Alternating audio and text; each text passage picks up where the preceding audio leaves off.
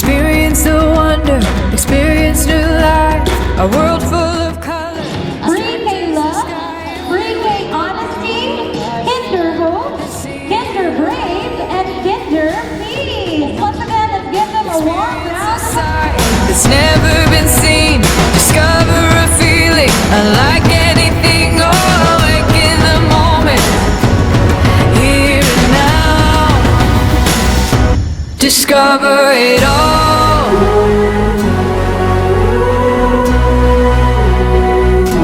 And see it all.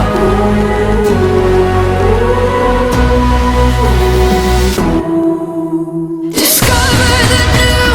Open our Keep the energy alive.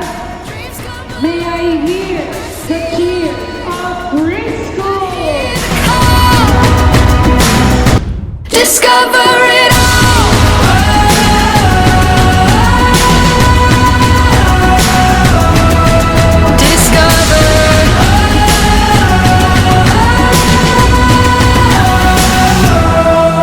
Discover.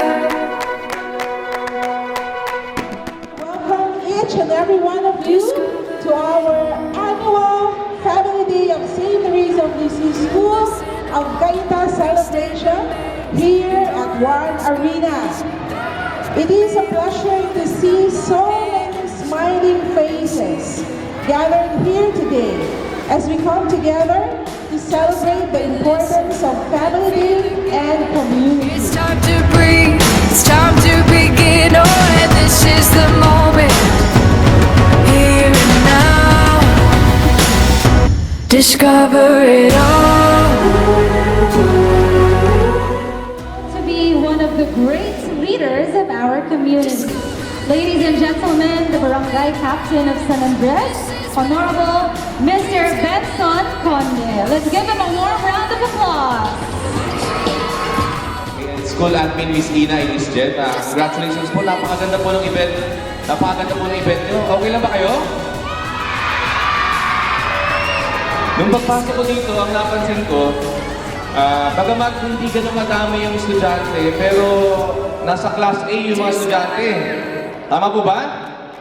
Pati yung mga students po and teachers nasa class A. Napansin ko parang iba tong napasukan ko, hindi ordinary school.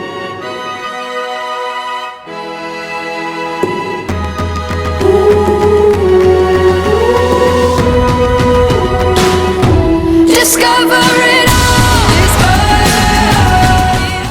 Brantley Madalas, you won another Focus Brass Band. Family po natin, yung magulang po natin, secondary na lang po yung mga barkada, kaibigan natin. Kung meron po tayong mga problema, kung meron tayong mga hindi maintindihan, dapat ang una po nating nilalapitan, magulang natin. At tayo naman po mga magulang, we make sure na meron po tayong oras sa mga anak natin. Ipa-feel po natin sa kanila na mahal po natin sila. Take a few minutes every day na kausapin natin yung mga anak natin, tingnan natin sa mga mata nila at sabihin natin, "Anak, I love you," with all sincerity. Take a few minutes every day. Gawin po natin every day ito. At sa mga asawa po, sa mga lalaki at sa babae, always make time para sa mga asawa po natin.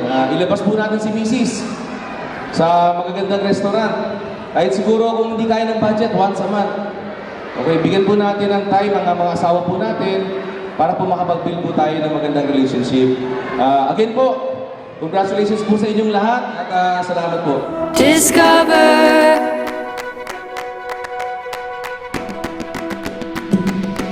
Discover it, discover it all.